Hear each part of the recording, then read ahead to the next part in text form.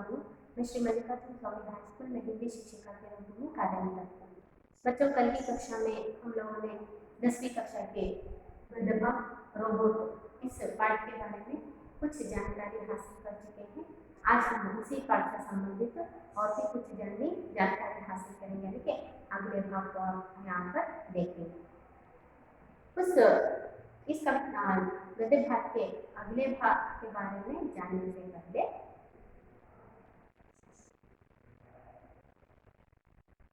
नमस्ते बच्चों, मेरा नाम सीमा बानू। मैं श्री मल्लिकार्जुन स्वामी हाई स्कूल में हिंदी शिक्षिका के रूप में कार्यरत हूँ। कल की कक्षा में हम लोगों ने रोबोट पाठ के बारे में कुछ जानकारी हासिल कर चुके हैं। आज हम इसी पाठ से संबंधित और भी कुछ एन के अगले भाग के बारे में जानकारी हासिल करेंगे। इस पाठ के बारे में जानने से पहले कल की कक्षा में किए हुए प्रमुख अंशों को देखते हुए आगे बढ़ेंगे। तो यहाँ पर हम लोगों ने देखा कि सक्सेना परिवार में वर्षों से काम करते आ रहे सादा राम को अचानक बस दुर्घटना में अस्पताल पहुंचना पड़ा। उस समय सक्सेना परिवार बहुत बड़ा था, तो उन परिवार में रहने वाले सदस्यों को बहुत ही कठिनाई हो रही थी। इसी विषय पर इसे संबंधित सक्सेना जी ने एक तय किया कि उन्होंने एक रोबोट लेने का निश्चय किया। इसके आधार पर उन्होंने रोबोटिक्स कॉर्पोरेशन पहुंचे। वहां पर उन्होंने एक बुद्धिमान रोबोट की मांग की। वहां पर काउंटर पर बैठे हुए रोबोट ने कहा, घर का कामकाज करने के लिए आपको साधारण रोबोट की भी जरूरत हो सकती है, लेकिन सक्सेना जी ने कहा कि मुझे केवल घरेलू कामकाज के लिए नहीं, बल्कि मेरे नाती पोतों का होमवर्क करवाने के लिए और वर्ड प्रोसेसर पर मेरा वर्क करने के लिए, मेरी सहायता करने के लिए मुझे एक बुद्धिमान रोबोट की जरूरत है। तो उस काउंटर पर बैठे हुए रोबोट ने, ठीक है, आप ज़्यादा कीमत देकर एक बुद्धिमान रोबोट को खरीदना चाहते हैं, तो इसमें मैं कुछ नहीं कर पाता, यानी कि कोई दिक्कत नहीं है। ऐसा कहते हुए अगले दिन, यानी कि उसी दिन दोपहर को एक रोबोट को सक्सेना परिवार में भेज दिया जाता है। वो भेजे हुए रोबोट का नाम था रोबोनिल। तो सक्सेना परिवार में काम करने वाले रोबोट का नाम क्या था? रोबोनिल। रोबोनिल के आ जाने से सक्सेना परिवार में इतनी खुशी हुई कि वे फूल नहीं समा पाए। वहां पर रोबोनिल हर रोज नाश्ता बनाना, आने वाले मेहमानों के स्वागत के लिए द्वार खोलना, बच्चों को कहानियां सुनाना, बच्चों के होमवर्क में सहायता करना, इतना ही नहीं, सक्सेना जी को वर्ड प्रोसेसर पर सहायता करना। इसके अलावा सक्सेना परिवार में एक पालतू कुत्ता था, उसका नाम था शेरू। उस शेरू को घुमाना ले जाने का काम भी रोबोनिल करता था। ऐसे ही एक दिन रोबोनिल की मुलाकात रोबोदिक से होती है। यह रोबोदिक सक्सेना जी के वहीं पर रहने वाले शर्मा जी के घर पर काम करने का एक रोबोट का नाम था रोबोदिक। शर्मा जी के परिवार में भी जबरू नाम का एक कुत्ता था। रोबोदिक भी हर रोज जबरू को घुमाने का काम करता था। तभी इन दोनों की मुलाकात हुई। बातचीत करते समय रोबोदिक ने रोबोनिल से पूछा, क्या तुम जानते हो, तुम्हारे आने से पहले सक्सेना परिवार में कौन काम करता था? तभी रोबोनिल ने कहा, अरे मुझे तो कुछ भी पता नहीं है, क्योंकि मुझे यहाँ पर कुछ बताया नहीं गया है। अब तुम्हें कैसे पता? ऐसा रोबोनिल ने रोबोदिक से पूछा। तो रोबोदिक ने कहा, अरे शर्मा जी के साथ सक्सेना जी के बारे में, शर्मा जी के परिवार में सक्सेना जी के परिवार के बारे में बातचीत कर रहे थे, तभी मैंने सुना है कि उनके यहाँ एक साधुराव नामक नौकर काम कर रहा था, लेकिन अचानक दुर्घटना में वह अब अस्पताल में है। तभी रोबोनिल ने कहा, इसमें कोई खास बात है, कुछ खास बात नहीं है, क्योंकि जब साधुराम ठीक हो जाएगा तो वे हमेशा की तरह आकर सक्सेना के परिवार में काम करने लगेगा। तब रोबोटिक ने बताया, अरे यही तो तुम गलत हो, क्योंकि सक्सेना जी को शर्मा जी के साथ बातचीत करते हुए मैंने सुना था कि साधुराम का बूढ़ा हो चुका है, उससे कोई काम नहीं कर पाता, इसीलिए मैं उसे हमेशा के लिए काम से निकालने वाला हूँ और तुम उन्हें बहुत भा गए हो, यानी कि तुम्हारा काम उन्हें बहुत पसंद आ चुका है, इसीलिए वे हमेशा के लिए तुम्हें उन्हें घर पर रखकर साधुराम की छुट्टी करवाना चाहते हैं। यह बात सुनते ही रोबोट ने चौंक गया, आश्चर्यचकित हो गया और कहने लगा, अरे रोबोटी, ये तो रोबोटिकी के नियमों के विरुद्ध है, क्योंकि हमारा नियम यह कहता है कि हमसे रोबोट से किसी भी इंसान को नुकसान नहीं पहुंचाना, यही हमारा नियम है। लेकिन यहाँ पर तो साधुराम के पेट पर लात मारने की बात चल रही है, ऐसा हम हरगिज नहीं कर पाएंगे, ऐसा हरगिज नहीं हो सकता। तो हम दोनों को कुछ ना कुछ करते हुए साधुराम को फिर से सक्सेना परिवार में काम पर लग जाने के लिए कोशिश करनी पड़ेगी। ऐसा वे दोनों बातचीत करते हुए फिर अपने अपने घर वापस चले गए। बच्चों, हम लोग कल की कक्षा में यहाँ तक पाठ किया था और अब हम अगली भाग की ओर चलेंगे, यानी कि यहाँ पर आज करने वाले पाठ के बारे में देखेंगे। आज करने वाले पाठ को मैं यहाँ पर पढ़ूंगी, आप सब ध्यान से देखिए। दोनों के बीच कुछ गुप्त मंत्रणा हुई, फिर दोनों अपने अपने पालतू कुत्तों के साथ अपने मालिकों के घर लौट गए। अगले रोज रोबोनिक और रोबोटिक्स कॉर्पोरेशन के दफ्तर में हाजिर हुए। कंपनी के मालिक रोबोजीत से उन्होंने भेंट की, सारी बातें विस्तार से समझाई। सुनकर रोबोजीत बोला, मगर मैं क्या करूं, मैं तो अनुबंध की शर्तों से बंधा हूँ। व्यापार में अगर मैं नियमों को देखने लगूं तो कर लिया मैंने धंधा, मैं तुम लोगों की कोई मदद नहीं कर सकता। रोबोनिल और रोबोजित ने बहुत समझाने की कोशिश की। रोबोजित ठस से मस नहीं हुआ, उसे आसुमों के नियमों से बढ़कर धंधे की चिंता थी। निराश होकर दोनों वापस लौट गए। कुछ दिन और न गुजर गए। सक्सेना परिवार रोबोनिल को पाकर फूल नहीं समा रहा था, पर रोबोनिल साधुराम के कारण बहुत चिंतित था। उसके कारण साधुराम की नौकरी को आंच आए, यह उसे किसी भी सूरत में मंजूर नहीं था। रोबोनिल सोचता था कि इंसान अपने स्वार्थ और लालच के तहत नियम और कानूनों को अंगूठा दिखा देता है, पर लगता है रोबोटों में भी अब वही कमी पैदा हो गई है।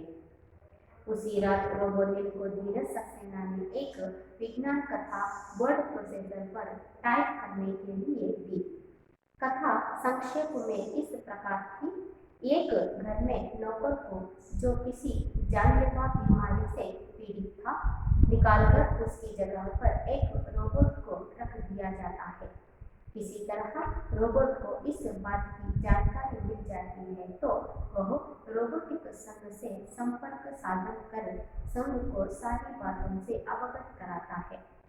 संघ रोबोटों की हड़ताल की घोषणा कर देता है। अतः समझौता इस बात पर होता है कि उस नौकर को घर में फिर से रख लिया जाए।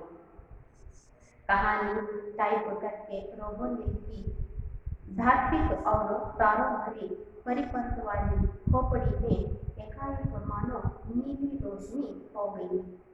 अगले रोज ही रोबोजित के साथ वह संघ के कार्यालय जा पहुंचे। जब बातें सुनकर अक्षय से संघ की कार्यकारिणी की आपातकालीन बैठक बुलाई। बैठक में तय हुआ कि सभी रोबोटिक कंपनियों के काम करने वाले रोबोटों की हड़ताल का आह्वान कर दिया जाए। रोबोटिक कंपनियों के मालिकों के बीच इस आह्वान से पर सक्सेना परिवार के साथ हुए अनुबंध को तुरंत रद्द करने का दबाव डाला। रोबोनिल अकेला पड़ गया। मजबूरन उसे वीर सक्सेना के साथ अपने अनुबंध को तुरंत रद्द करने रोबोनिल को वापस बुलाने की बात माननी पड़ी। वीर सक्सेना को जब यह बात सब पता चली तो उनके हाथों के तोते उड़ गए। यह सच था कि उन्होंने साधुराम को नौकरी से निकालने का फैसला कर लिया था, पर बदले हुए हालात में उन्हें मजबूर होकर रोबोटिक संघ के अध्यक्ष के पास जाकर यह गुजारिश करनी पड़ी कि जब तक साधुराम पूरी तरह से ठीक नहीं हो जाता तब तक रोबोटिक उसके पास काम करता रहेगा। साधुराम के ठीक होते ही वह उसे दोबारा काम पर रख लेंगे। संघ को यह बात मानने में कोई आपत्ति नहीं थी। शाम को रोबोनिल और रोबोटिक मिले। रोबोटिक बोला, मुझे खुशी है कि हमारे कारण किसी इंसान को नुकसान नहीं झेलना होगा। यहाँ पर देखो बच्चों, जब रोबोनिल और रोबोटिक को दोनों बातचीत करते हुए देखते हैं कि किस तरह साधुराम को फिर से काम पर रख दिया जाए, इसी विषय में बातचीत करने के लिए अगले रोज रोबोनिल और रोबोटिक रोबोटॉनिक्स कॉर्पोरेशन यानी कि जहाँ से रोबोनिल को लिया गया था वहाँ के कॉर्पोरेशन के दफ्तर हाजिर हुए। कंपनी के मालिक रोबोजी से उन्होंने भेंट की। उस रोबोटिक्स कॉर्पोरेशन के मालिक जो उसका नाम था रोबोजी, इनसे उनकी मुलाकात हुई। उन्होंने भेंट की, सारी बात विस्तार से समझाए। उस कंपनी के मालिक रोबोजी से भेंट करके वहाँ के रोबोजी से उन्होंने साधुराम से विषय सब कुछ उन्होंने उसको बता दिया। सुनकर रोबोजीत बोला, उससे ठीक की बातों यानी कि रोबोनिल और रोबोजीत के बातों को सुनकर रोबोजीत बोला, मगर मैं क्या कर सकता हूँ? अरे अब तो मैं कुछ भी नहीं कर सकता क्योंकि मैं अनुबंध की शर्तों से बंधा हूँ। मैंने सक्सेना जी के साथ एक अनुबंध किया है, एक कॉन्ट्रैक्ट किया है, उस कॉन्ट्रैक्ट के हाथों में बंधा हुआ हूँ। मैं आपकी कोई मदद नहीं कर पाता। अगर मैं इस नियमों के यानी के व्यापार में नियमों को देखता जाऊं तो मैं कभी भी धंधा नहीं कर पाऊंगा, इसीलिए मैं आपकी यहाँ पर कोई मदद नहीं कर सकता। ऐसे कहते हुए वहां से चल दिया। रोबोटिक ಮತ್ತೆ ರೋಬೋನಿಲ್ ಏನು ಮಾಡ್ತಾರೆ ಅಂತಂದ್ರೆ ಆಗಲೇ ಮಾರನೆಯ ದಿನ रोबोनिल ಮತ್ತು रोबोटिक रोबोटॉनिक्स ಕಾರ್ಪೊರೇಷನ್ ಗೆ ದಫ್ತರ್ में हाजिर हुए। रोबोटॉनिक्स ಅನ್ನುವಂತಹ ಒಂದು ಕಾರ್ಪೊರೇಷನ್ ಗೆ ಅವರು ಆ ಒಂದು ಕಚೇರಿಗೆ ಬರ್ತಾರೆ। कंपनी के मालिक रोबोटिक से उन्होंने भेंट की। आ कंपनी ಅಂದ್ರೆ रोबोटॉनिक्स ಕಾರ್ಪೊರೇಷನ್ ಕಂಪನಿಯ ಒಂದು ಮಾಲೀಕನಾದಂತಹ ರೋಬೋಜಿಗೆ ಅವರು ಭೇಟಿಯನ್ನು ಮಾಡ್ತಾರೆ। सारी बातें विस्तार से समझाई। ಅವರಿಗೆ ಎಲ್ಲಾ ಒಂದು ಮಾತುಗಳನ್ನು ಎಲ್ಲಾ ವಿಷಯವನ್ನು ಅವರಿಗೆ ಹೇಳ್ತಾರೆ। सुनकर रोबोजित बोला, ಅವರೆಲ್ಲ ಮಾತುಗಳನ್ನು ಕೇಳಿ रोबोजित ಹೇಳ್ತಾನೆ ಏನು ಅಂತಂದ್ರೆ, मगर मैं क्या करूं? ಅದನ್ನ ನಾನು ಏನು ಮಾಡೋದು? मैं तो अनुबंध की शर्तों से बंधा हूं। ನಾನು सक्सेना ಅವರ ಜೊತೆ ಒಂದು ಕಾಂಟ್ರಾಕ್ಟ್ ಅನ್ನು ಮಾಡಿದ್ದೀನಿ, ಅನುಬಂಧವನ್ನು ನಾನು ಮಾಡಿದ್ದೀನಿ। ಹಾಗಾಗಿ ನಾನು ಯಾವುದೇ ರೀತಿಯಾದಂತಹ ಸಹಾಯವನ್ನು ಮಾಡೋದಕ್ಕೆ ಆಗೋದಿಲ್ಲ। ಅದಲ್ಲದೆ ವ್ಯಾಪಾರದಲ್ಲಿ ನಾನು ನಿಯಮಗಳನ್ನು ಪಾಲಿಸ್ತಾ ಕುತ್ಕೊಂಡೆ ಅಂತಂದರೆ ನಾನು ವ್ಯಾಪಾರ ಮಾಡ್ದಾಗೇನೆ, ಹಾಗಾಗಿ ನಾನು ನಿಮಗೆ ಯಾವುದೇ ರೀತಿಯಾದಂತಹ ಸಹಾಯವನ್ನು ಮಾಡೋದಕ್ಕೆ ಸಾಧ್ಯ ಇಲ್ಲ ಅಂತೇಳಿ ನಿರಾಕರಿಸ್ತಾರೆ। ಯಾರೋ रोबोजित। रोबोजित ने बहुत समझाने की कोशिश की, लेकिन रोबोनिल और रोबोजित दोनों रोबोजित को बहुत समझाने की कोशिश करते हैं। रोबोजित तक सहमत नहीं हुआ, लेकिन रोबोजित इन दोनों की बातों को कतई नहीं मानता। उसे आसिमों के नियमों से बढ़कर धंधे की चिंता थी, लेकिन उस कंपनी के मालिक रोबोजित को नियमों से बढ़कर अपने धंधे की चिंता थी, इसीलिए वे इन दोनों की बातों को न सुन पाया। निराश होकर दोनों वापस लौट आए।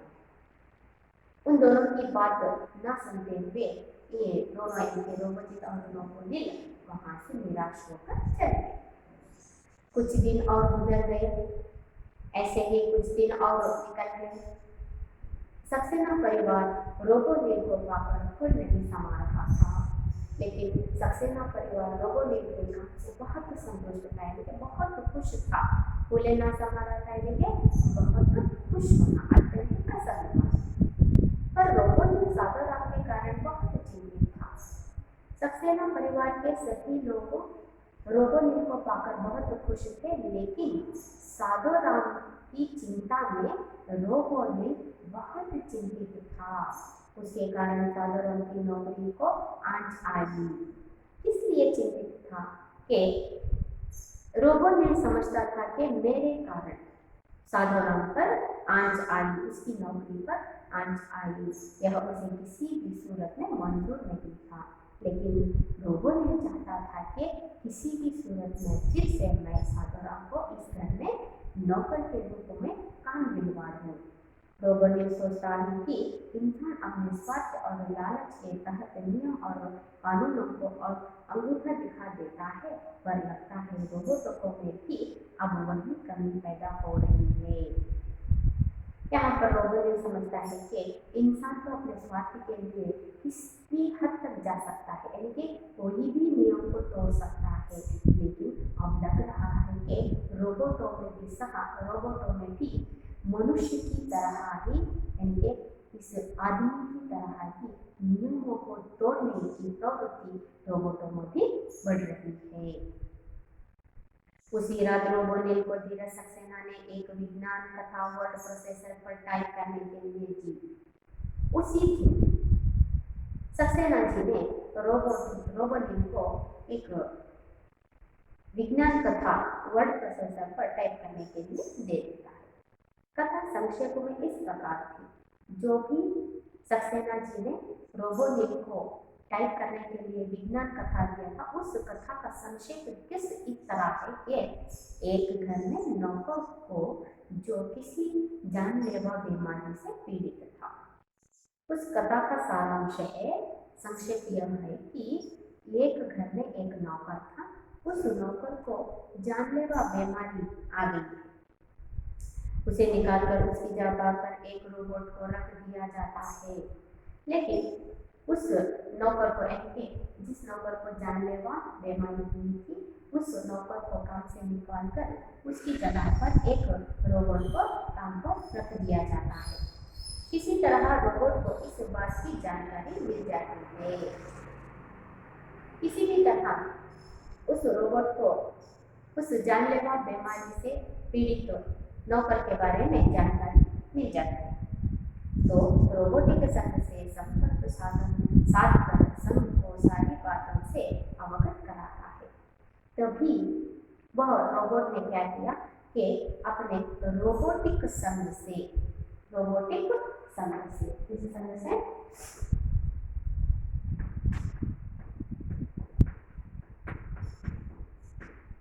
रोबोटिक संघ, वह रोबोट ने क्या किया कि रोबोटिक संघ से संपर्क साधकर रोबोटिक संघ वालों से मिलकर सारी बातों से अवगत कराता है। वहां पर होने वाले, यानी कि किस तरह उस जानलेवा बीमारी पीड़ित नौकर को काम से निकाला जा रहा है, इस सभी बात को उसने रोबोटिक संघ से बता दिया। संघ रोबोटों की हड़ताल की घोषणा कर देता है। तभी संघ ने क्या किया, सभी रोबोटों की हड़ताल की घोषणा कर दी। अतः समझौता इस बात पर होता है कि उस नौकर को घर में फिर से रख लिया जाए। तभी उस हड़ताल के बाद यह समझौता होता है कि फिर से उसी नौकर को काम पर रख लिया जाए। यह सब सक्सेना जी ने दिए हुए विज्ञान कथा का संक्षेप था। कहानी टाइप करके रोबोनिल की दार्शनिक और तारों भरे परिपक्व वाली खोपड़ी में एकाएक मानो नीली रोशनी हो गई। जब रोबोनिल ने इस कथा को टाइप कर रहा था तो इस कथा को पढ़ लिया तो मानो रोबोनिल के दिमाग में, यानी कि दिमाग में एक उपाय आया। अगले रोज ही रोबोजित के साथ वह संघ के कार्यालय जा पहुंचा।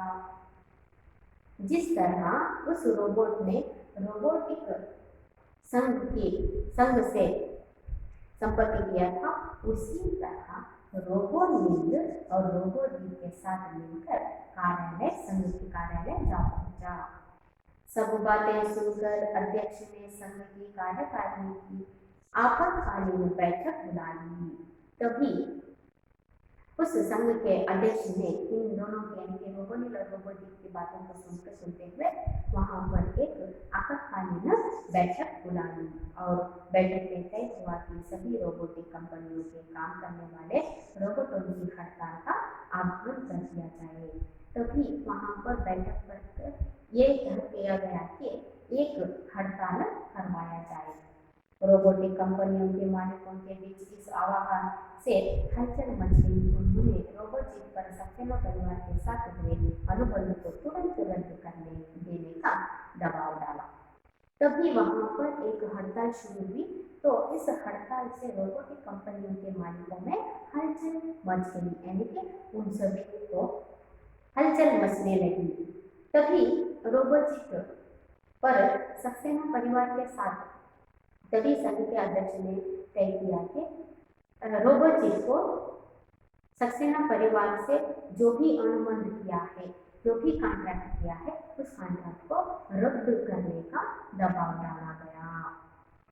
रोबोजीत अकेला पड़ गया, लेकिन यहाँ पर रोबोजीत अकेला पड़ गया क्योंकि रोबोट के हर एक कंपनी के मालिक उस संघ के अध्यक्ष के साथ थे। इसीलिए यहाँ पर रोबोजीत अकेला पड़ गया। मजबूरन से धीरज सक्सेना के साथ अपने अनुबंध को तुरंत रद्द करके रोबोनील को वापस बुलाने की बात माननी पड़ी और तुरंत रोबोजीत को सक्सेना परिवार के साथ अनुबंध तुरंत रद्द करने और रोबोनील को वापस बुलाने का बात माननी पड़ी। वीर सक्सेना को जब यह सब पता चला तो उनके हाथों के तोते उड़ गए। जब इन सभी बातों के बारे में किस तरह साधुराम को फिर से नौकरी पर रखने की दबाव डाल रहा है, यानी कि दबाव दिया जा रहा है, इन सभी बातों को सुनते हुए वीर सक्सेना बहुत ही आश्चर्य हुए। यह सच था कि उन्होंने साधुराम को नौकरी से निकालने का फैसला कर लिया था। यह बात तो सच है कि सक्सेना जी अब साधुराम को अपने घर में काम पर रखना नहीं चाहते थे, पर बदले हुए हालात में उन्हें मजबूर होकर रोबोटिक संघ के अध्यक्ष के पास जाकर यह गुजारिश करनी पड़ी कि जब तक साधुराम पूरी तरह से ठीक नहीं हो जाता है तब तक रोबोनील उसके पास काम करता रहेगा। लेकिन यहाँ पर रोबोटिक संघ ने दबाव डाला कि फिर से साधुराम को काम पर रख दिया जाए।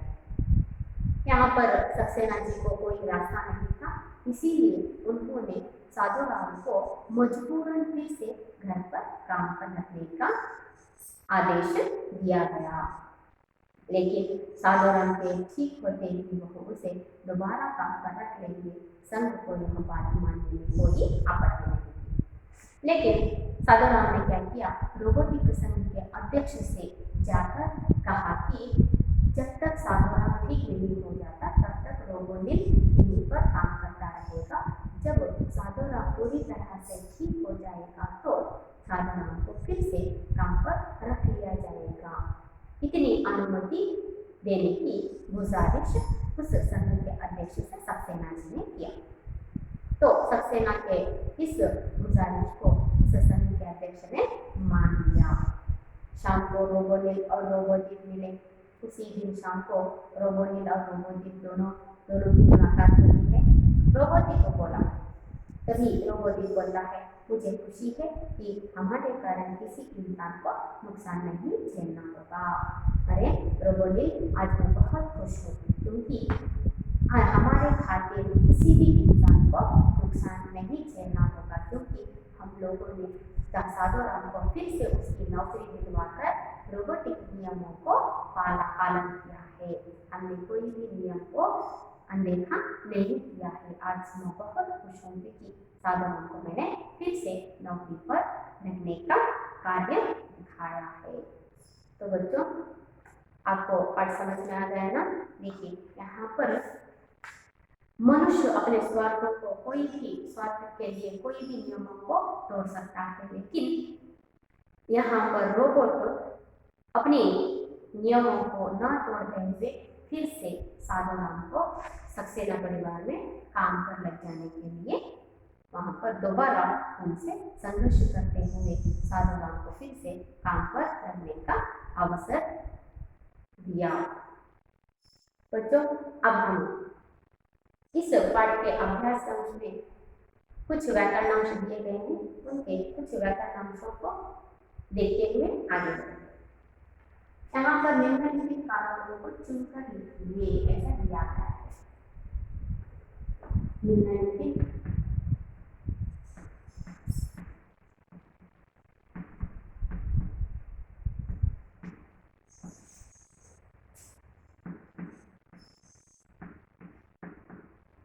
कारकों को चुनकर लिखिए। वर्ष 2020 वर्ष 2020 डैश नवंबर का महीना था। वर्ष 2030 यहाँ पर क्या बना है कि 2030 के नवंबर का महीना था। अगला प्रश्न है, आप साधारण रोबोट डैश भी काम चला सकते हैं, चला सकते हैं। आप साधारण रोबोट से भी काम चला सकते हैं। अगला प्रश्न है, रोबोटिक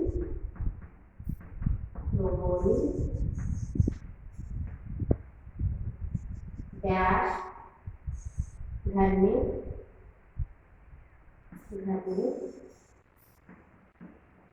आ जाने से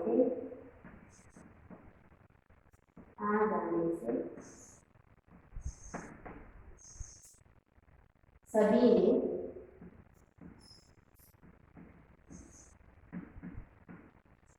राहत की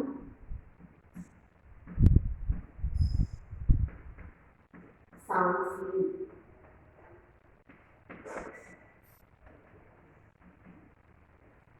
रोबोटिक के घर में आ जाने से सभी ने राहत की सांस ली।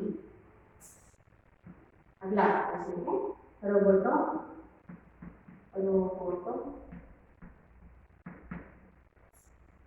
डैश हड़ताल की घोषणा हुई।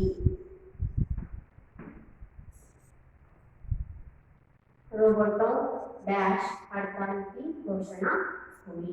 रोबोटों की हड़ताल की घोषणा हुई। अगला प्रश्न है, संघ को यह बात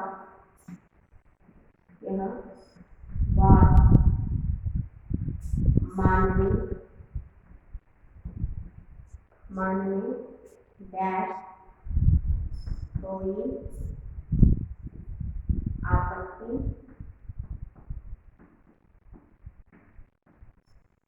नहीं थी।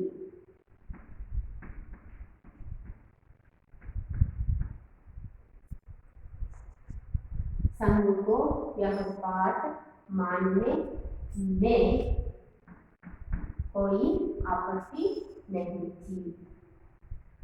वर्ष 2020 के नवंबर का महीना था। यहाँ पर के कारक का उपयोग किया जा रहा है। आज साधारण रोबोट डैश भी काम चला सकते हैं। साधारण रोबोट से भी काम चला सकते हैं।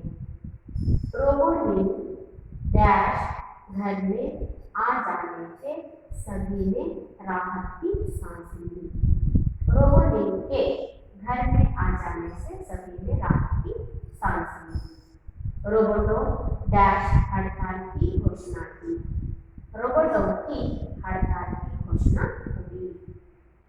संघ को यह बात मानने डैश कोई आपत्ति नहीं। संघ को यह बात मानने में कोई आपत्ति नहीं। तो बच्चों यह एक व्याकरण नाम से संबंधित क्रियाकलाप है। मैं यहाँ पर आपको गृहकार्य के रूप में कुछ प्रश्न दूंगी। आप उन प्रश्नों के उत्तरों को घर पर लिखकर लाएंगे। पहला प्रश्न है, साधु राम को क्या हुआ था? साधु राम को क्या हुआ था? अगला प्रश्न है, रोबोट ने क्या कहा? रोबोट